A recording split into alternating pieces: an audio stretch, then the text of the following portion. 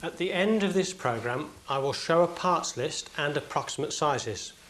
But as lathes vary, so adjustments may need to be made to ensure a good fit on the lathe being used. To give an idea how the chuck works, I'll rotate the lathe by hand. But first, it's very important to set the tool rest so that the marking pen is exactly at centre height. So bring the centre in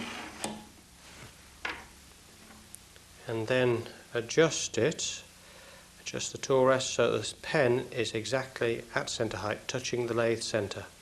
Move the tailstock away, move the tool rest into the work. Now before I start marking, I'll just rotate the lathe, make sure nothing catches. Now, pen in place. I'm not going to mark straight away, just check that it's going to fit this oval. Yes, I think I'll manage that. So now, put the pen against the faceplate and rotate, and there you see the oval being shaped. Now, as the lathe rotates, the centre slide rotates also, a little like a propeller. The bearers rub on the offset circular cam, which pull the runners. Just put this in place, back and forth. First one way, then the other. And as the runners move back and forth and also rotate, the movement on the faceplate becomes a smooth oval. Do not run the lathe at more than 500 RPM.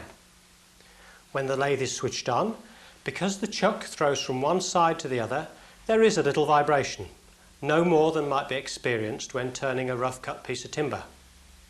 To counter this, I have placed a 44 kilo, 90-pound bag of sand on the shelf beneath the lathe. Now the woods I used to construct this chuck were Cooktown ironwood for the slide. It's a really tough, solid-grained hardwood. For the runners and bearers, I used oak soaked in oil. It's an old method used to produce bearings in wind and water mills. And this provides an excellent bearing surface. Now the oak is softer than the Cooktown ironwood and is more likely to wear out first, and it's best that way because it's easier to replace those than the central slide.